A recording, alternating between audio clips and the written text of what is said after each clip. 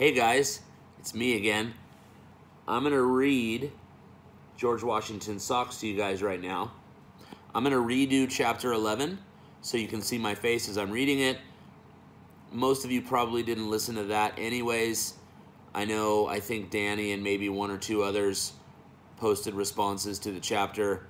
So if you've already responded to the chapter, you can skip this video and then look out for chapters 12 and on coming soon.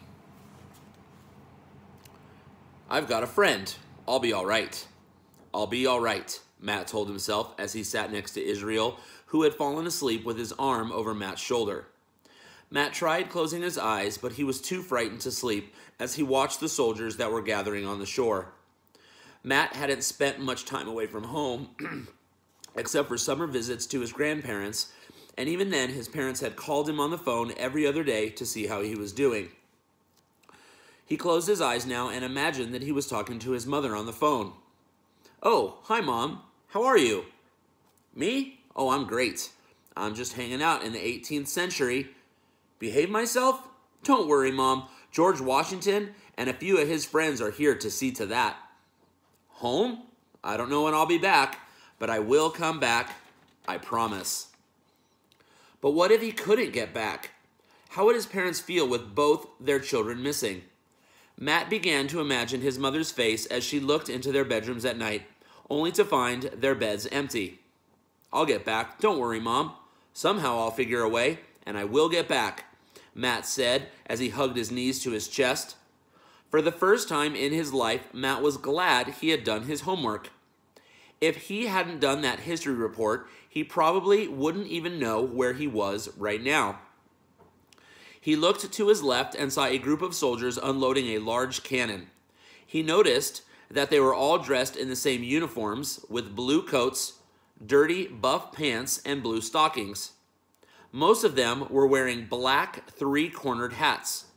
They had ropes and hatchets tied to white straps that crisscrossed their chests.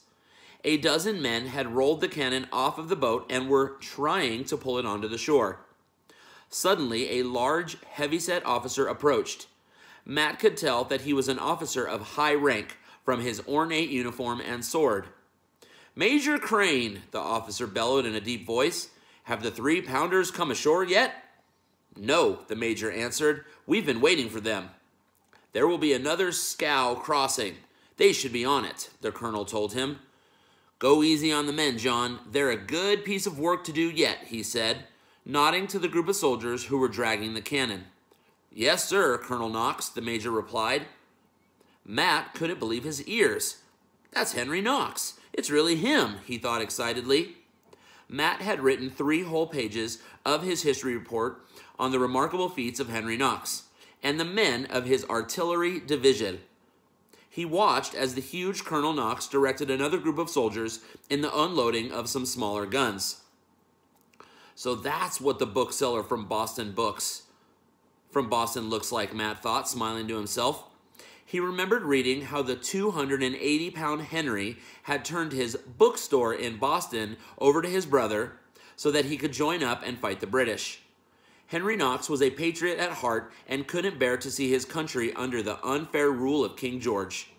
He was smart and strong and full of spirit.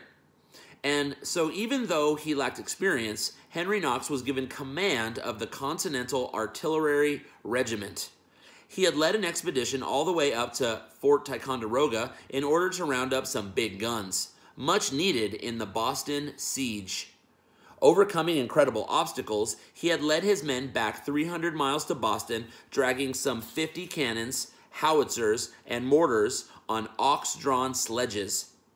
Matt remembered reading that, without Henry Knox and his artillery, many a battle would have been lost. Matt also knew that General Washington was depending on these remaining 18 guns for his attack on Trenton. As Matt sat watching, he saw General Washington approach Colonel Knox and Major Crane. Henry Knox looked at the general and shook his head. "We're hours behind with this damn storm," he muttered. "It will surely be daybreak before we can reach the town." General Washington looked out across the river. "Yes, this storm works against us," he said, frowning, "and yet it may work with us. For if this turbulence continues, God granting, the day will be dark. It's a miracle we haven't lost a boat yet with all this ice, Major Crane sighed. If we could only expedite the crossing, he complained. Patience, John, patience, the general whispered, placing his hand on the young officer's shoulder. It was a gesture that reminded Matt of his own father. Just last Saturday night, they had stood that way out in their backyard. Matt remembered how impatiently he had been waiting for a hamburger as his father stood cooking them on the grill. Hang on there, champ, Mr. Carlton had chided, while Matt shifted from foot to foot impatiently. We've got to let this cow cook a bit, his father laughed, putting his hand on Matt's shoulder. You've just got to learn to be more patient, Matt. If only you could see me now, Dad, Matt thought sleepily. You wouldn't believe how patient I've become, sitting here waiting for George Washington to lead me into battle. As Matt fell asleep, he began to dream of being at home in his backyard with his family. He felt safe and warm and at peace. Colonel Knox suddenly appeared in the dream, saying, Come on now, lads, hurry up, hurry up. The colonel's voice was suddenly getting louder as Matt began to wake up.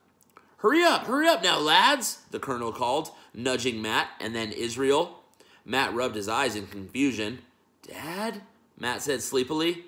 We won't be seeing your dad today, lad. Come along, we've got to catch up to General Greene's patrol. Hurry now, on your feet, a deep voice called. Matt opened his eyes and found Captain Macaulay standing before him. He blinked hard, feeling as if he were waking up from one dream into another. As Matt stood up, he noticed that Israel had slumped over beside him. He was still asleep. Israel? Matt shook him gently. We've got to go now, Matt said. Israel opened his eyes, but it took a long while for him to fully wake up, and he seemed to have a hard time standing. Are you okay? Matt asked, helping him to his feet. Okay? Israel shook his head. What is an okay? He asked in a weak voice. All right. Are you all right? You don't look so good, old goat, Matt said softly. Israel smiled weakly. And you've got the mug of King George's horse. Now help me with my pack, will you, Master Bright Eyes? Sure, Matt said, helping him to lift his pack onto his back. They walked side by side in a line with 4 other soldiers. With each step, Matt felt the full fury of the storm as the wind ripped through the trees, sending icy branches across the road. Up ahead, they could just make out the dim glow of a lantern that one of the soldiers was carrying. The light flickered faintly as the snow threatened to extinguish the flame. Matt felt like he was in the middle of a hurricane. The snow mixed with the sleet cut into his face, and he buried his head in his sweatshirt. When he did steal a glance at the other men, Matt could see that they were all moving forward, with heads lowered, following almost blindly the steps of those before them. As Matt trudged along, looking neither to the left or the right, he thought about these soldiers. He knew that for security's sake, most of the men knew nothing of their destination. For many, it was enough to know that they were riding the colonies of the tyrannical rule of King George and the heavy taxes he had imposed on them. He thought about men like Henry Knox, who believed in freedom and were willing to give up their lives for that cause. And yet for others, like Israel, $6 a month was enough to bring them into the face of battle. $6, Matt muttered as a sharp stone cut into his linen-bound foot. I could spend that much in 6 minutes at the mall. Not that there is a mall anywhere near here, he thought gloomily, looking into the darkened woods. What I wouldn't give to see a mall right now, with the heat and electric lights and restaurants and shoe stores. But that's all 200 years away. I've got to figure out a way to get us home, he thought, stepping through an icy puddle. I wish I was home. I wish I was home right now. And that's chapter 11. Again, I know it's been a while since we listened to chapter 10, but if you remember, Matt met Israel. They kind of developed a friendship, and Matt started to realize just how crazy it was that he was all of a sudden part of George Washington's Road to Revolution. So watch the video. Obviously, you already did if you're here right now. And do a somebody wanted but so then summary paragraph via Google Docs. Shoot it to me through email, and look for chapter 12 coming soon. Miss you guys.